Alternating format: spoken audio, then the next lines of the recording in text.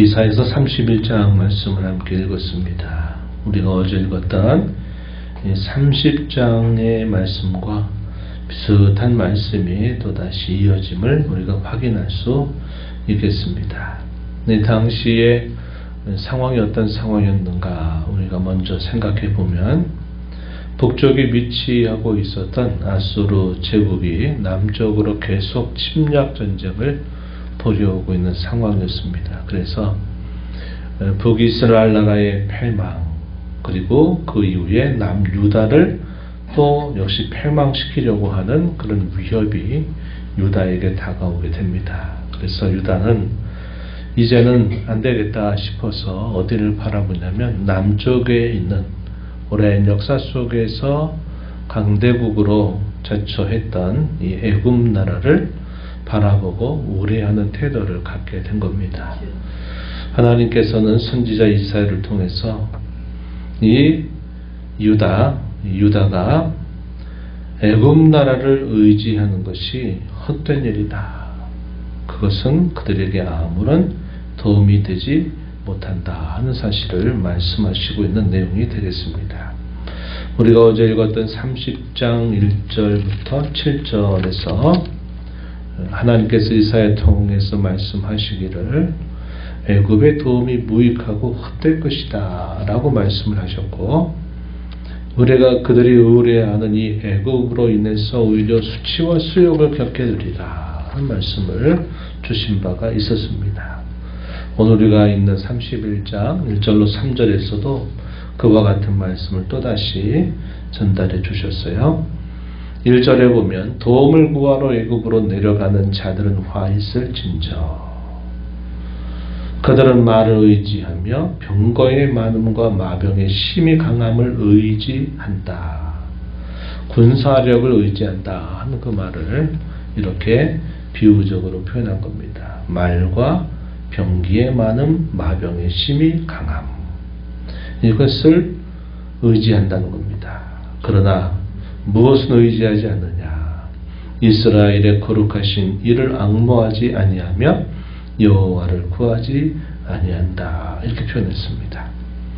당시 유다로서는 눈앞에 보이는 위기 앞에서 그들에게 진심으로 도움이 될 수 있는 눈에 보이는 세력은 애굽밖에 없다. 이것이 어쩔 수 없는 선택이고 그런 상황 속에서 가장 그것이 지혜로운 해법이다 라고 이렇게 생각을 했던 것입니다. 그랬더니 하나님께서 뭐라고 말씀하시냐면 2절에 보면 여호와께서도 지혜로우신 즉 재앙을 내리실 것이라 이렇게 표현합니다. 너희가 그것이 지혜로운 해법으로 하느냐, 너희가 그것을 두고 지혜라고 생각하느냐, 좋다. 나도 지혜로워서 나도 이 지혜를 따라서 나는 너희에게 재앙을 내릴 것이다. 이렇게 말씀을 하시는 겁니다. 사람의 지혜, 하나님의 어리석음보다 못하다 그러죠. 사람의 강함, 하나님의 약하심보다 못하다. 이렇게 성경은 우리에게 가르칩니다. 하나님은 더욱더 지혜로우시고 하나님은 더욱더 권세가 있으신 분이기 때문에 너희가 그런 정도의 꼼수 혹은 그런 정도의 대처법을 가지고 그게 처세술이라고 그것이 지혜라고 생각한다면 나는 너희보다 더 지혜롭다. 이렇게 말씀하시면서 너희가 아무리 이 애굽의 군사력을 의지하고 바란다 할지라도 나는 너희보다 더 지혜로워서 나는 너희에게 재앙을 내릴 것이다. 이렇게 말씀을 하고 계신 겁니다. 그 이유는 눈에 보이는 군사력과 힘은 의지하면서도 그 모든 일들을 주장하시는 하나님은 그들이 앙모하지도 않고 의지하지도 않고 구하지도 않기 때문이다. 그 이유를 말씀하시는 겁니다. 이어서 3절에서 말씀하시기를 애굽은 사람이고 신이 아니다. 그들의 말들은 육체의 영이 아니다. 이렇게 말씀을 하시면서 그들이 의지하고 바라는 것이 헛되고 돕는 자도 도움을 받는 자도 다 함께 엎드려져 함께 멸망하게 될 것이다. 이렇게 표현했습니다. 헛된 도움을 베푸는 자도 망하고 헛된 도움을 구하는 자도 함께 망하게 될 것이다. 이렇게 표현을 했습니다.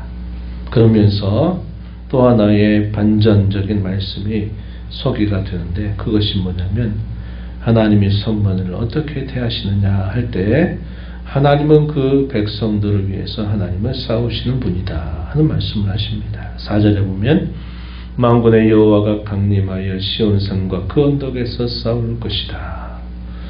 하나님이 진정으로 자기 백성들을 위하시는 분이시다 하는 사실을 말하는 겁니다. 하나님을 의지하는 자들에게 하나님이 이와 같이 행하신다는 사실을 표현하는 것이죠. 5절에서는 그 백성들을 하나님은 보호하신다 이렇게 말씀하셨습니다. 만군의 여호와가 예루살렘을 보호할 것이다 이렇게 표현했습니다.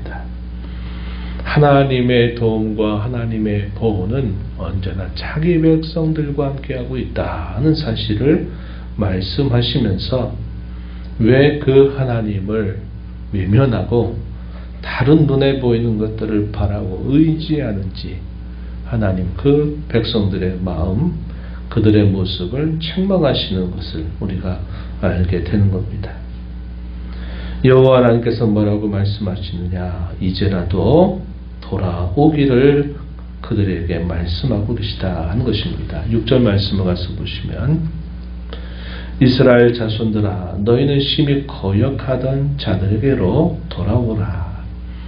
너희가 자기 손으로 만들어 범죄한 은우상 금우상을 그날에는 각 사람이 다 던져버릴 것이다 표현했습니다. 우상을 의지하고 헛된 것들을 의지하는 자세로부터 하나님께서는 너희가 그토록 심히 나를 거역하였지만 이제라도 나에게로 돌아오라 이렇게 하나님이 그들에게 말씀하고 계시다는 겁니다. 그 사실을 통해서 그 백성들에게 깨우치시는 교훈이 뭘까요?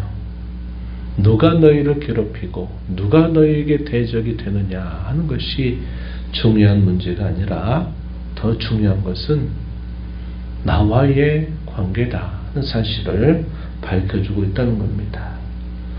우리가 이 땅을 살아가면서 우리가 만난 수많은 일과 사건들, 또 그 사건들로 인해서 겪는 많은 위기와 어려움이 있을지라도 그런 문제 자체가 문제가 아니라 더 큰 문제는 하나님과 우리와의 관계가 어떠하냐 하는 것이 문제가 된다 하는 것입니다. 그러한 사실들을 이러한 말씀들을 통해서 깨우쳐 주시는 것이죠. 그리고 이 남유다를 지금 대적하고 침략하려고 하는 이 아수르의 운명에 대해서는 8절과 9절에서 또다시 말씀합니다. 이 내용도 우리가 어제 읽었던 30장 후반부에서 말씀하셨던 내용이 반복돼요. 30장 27절부터 33절에서 당시에 강대국으로 부상하고 있었던 이 아수르를 여호와께서 치실 것이다 이런 말씀을 하셨는데, 여기서도 또 그런 말씀을 또다시 말씀하고 계십니다. 8절에 보면 아수르는 칼에 엎드러질 것이나 사람의 칼로 말미암음이 아닐 것이다. 칼에 삼켜질 것이나 사람의 칼로 말미암음이 아닐 것이다 이렇게 말하면서 9절에 보면 그의 반석은 그들이 견고하게 여기는 것은 두려움으로 말미암아 물러갈 것이고 그들의 고관들은 기치로 말미암아 놀랄 것이다. 이 기치라고 하는 말이 뭘 말하냐면 패닉 상태를 말하는 겁니다. 그들이 패닉, 갑작스러운 이 두려움과 공포로 말미암아 놀라게 될 것이다. 이것이 여호와의 말씀이다 라고 말씀하시는 것이죠. 여호와의 불이 시온에 있고 여호와의 풀무가 예루살렘에 있다. 하나님께서 자기 백성들에 함께 하셔서 결국 이 아수르 나라의 패망이 바로 하나님으로부터 그들에게 주어질 것이다 하는 사실을 말씀하시고 있는 내용이 된다는 겁니다. 하나님의 백성들과 이방 사람들과 큰 차이가 없는 상태의 당시의 모습이 그려지고 있는 겁니다. 이방인이나 또 하나님을 섬기고 하나님이 그토록 사랑하시고 돌봐오셨던 이 하나님의 백성들의 수준이 다를 바 없는 상태에 처해져 있을 때 하나님께서 대적들은 어떻게 다루시고 또 이 대적들과 크게 다를 바 없는 자기 백성들은 하나님을 어떻게 다루시는가 하는 것을 우리가 계속 읽어가는 말씀을 통해서 배우게 됩니다. 하나님께서는 자기 백성들에 관해서는 풀무와 같이 그들을 연단하고 그들을 낮추어서 겸비하게 해서 마침내 그들에게 회복의 은혜를 주신다. 이렇게 하나님은 자기 백성들을 다루실 것을 말씀하시는 것이고 이방 나라와 이 대적들에 관하여서는 하나님께서 그의 의로우신 심판을 통해서 그들을 결국 패망시키실 것을 말씀하신다 하는 겁니다. 겉으로 볼 땐 똑같이 보이는 상황들일지 모르지만 결국 그 목적과 그 결말이 분명히 다르다 하는 사실들을 통해서 하나님은 이러한 상태에 있는 자기 백성들을 그와 같이 하나님은 다루실 것을 말씀하고 있는 겁니다. 하나님께서 선지자를 통해서 계속 이런 말씀을 하시는 그 의도가 뭘까요?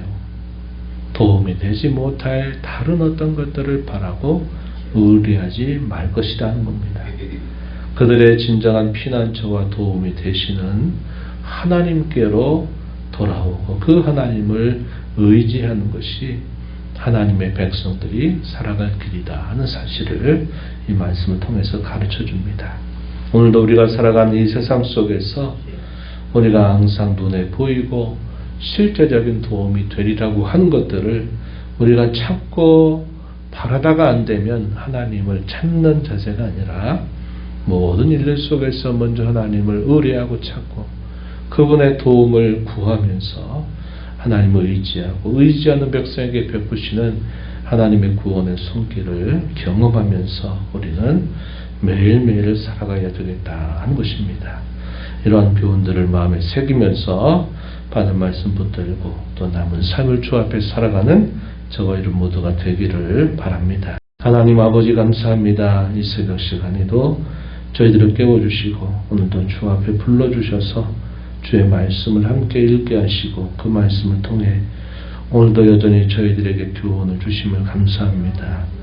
잘 박힌 모처럼 찌르는 채찍처럼 저희의 신비에 새겨지게 하셔서 저희가 어떤 상황 어떤 일들 속에서도 진정한 도움이 되시는 하나님을 의지하고 바라며 하나님의 뜻을 구하며 살아가는 저희의 삶이 되게 하시고 그저 눈에 보이는 세상적인 처세술과 세상적인 도움을 바라고 의지하지 않도록 저희들을 붙들어 주시기를 원하옵나이다. 주 앞에 나와 기도하는 모든 심령들의 간구를 귀 기울여 주시고 응답해 주시기를 바라며 예수님 이름으로 기도하옵나이다. 아멘.